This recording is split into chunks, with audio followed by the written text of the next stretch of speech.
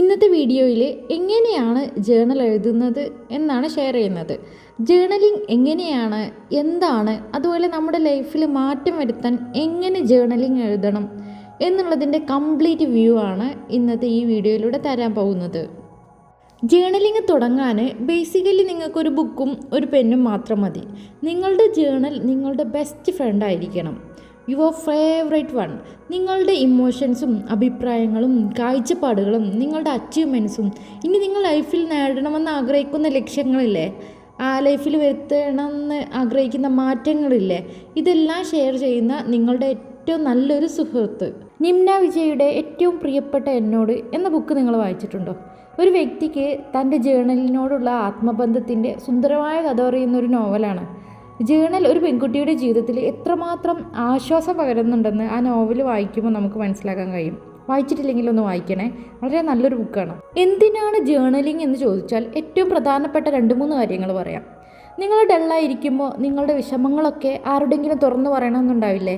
പക്ഷെ ആ കേൾക്കുന്ന വ്യക്തി അത് രഹസ്യമായി വയ്ക്കുമോ, അല്ലെങ്കിൽ അതിൽ നിന്ന് എന്തെങ്കിലും കാര്യം തിരിച്ച് മറ്റൊരു സമയത്ത് നമുക്കെതിരായി ഉപയോഗിക്കുമോ എന്നൊക്കെയുള്ള ഭയം കാരണം എല്ലാം ഉള്ളിൽ ഒതുക്കാറില്ലേ? ഇവിടെയാണ് ജേണൽ നമുക്ക് ഏറ്റവും ഹെൽപ്ഫുൾ ആവുന്നത്. Take your journal and open up your heart, write down your all emotions. ഇനി സെക്കൻഡ് തിങ്, നിങ്ങൾ ലൈഫിൽ പുതിയ കുറേ ഹാബിറ്റ്സ് കൊണ്ടുവരണമെന്ന് വർഷങ്ങളായിട്ട് ആഗ്രഹിക്കുന്നില്ലേ? ഇതുവരെ നടന്നിട്ടില്ലല്ലോ. So start your journaling and track your new habits. Third one, motivation വീഡിയോസൊക്കെ കണ്ടിട്ട് ഭയങ്കര മോട്ടിവേറ്റായി ലൈഫിൽ തന്നെ മാറ്റി മറിക്കണം, വേ ഓഫ് തിങ്കിങ് മൊത്തത്തിൽ മാറ്റണം എന്നൊക്കെ, സൂപ്പർ പോസിറ്റീവായ ഒരു പേഴ്സണായി മാറണം എന്നൊക്കെ ചിന്തിക്കാറില്ലേ? എത്ര സമയം കാണും? കൂടിപ്പോയ 2 ദിവസം. പിന്നീടുള്ള ദിവസങ്ങളിൽ അത് ഓർത്തെടുക്കാൻ ശ്രമിക്കാറുണ്ടോ?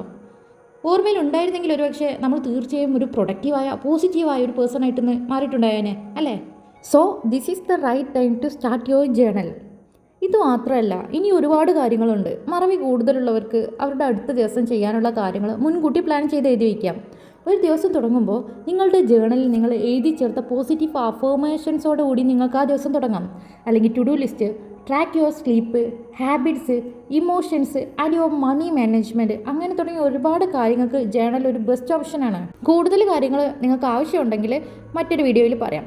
ഡിഫറെൻറ്റ് ടൈപ്സ് ഓഫ് ജേണൽസ് ഉണ്ട്. അഫർമേഷൻസ് എഴുതി വയ്ക്കുന്ന affirmations journal, feelings emotions share ചെയ്യുന്ന സെൽഫ് ജേണൽ, പിന്നെ ബുള്ളറ്റ് ജേണൽ, അങ്ങനെ ഒരുപാടുണ്ട്. പക്ഷേ ജേണലിങ്ങിന് ഒരു പ്രത്യേക റൂൾസ് ഒന്നുമില്ല. നിങ്ങളുടെ ജേണലാണ്, നിങ്ങൾക്ക് ഇഷ്ടമുള്ള രീതിയിൽ നിങ്ങൾക്ക് എഴുതി തുടങ്ങാം. But one of my favourite bullet ജേണലാണ്. വർഷങ്ങളായിട്ട് എൻ്റെ ലൈഫ് ഡിസിപ്ലിൻഡ് ആയിട്ട് ഞാൻ കൊണ്ട് നടക്കാൻ ബുള്ളറ്റ് ജേണലാണ് ഫോളോ ചെയ്യുന്നത്.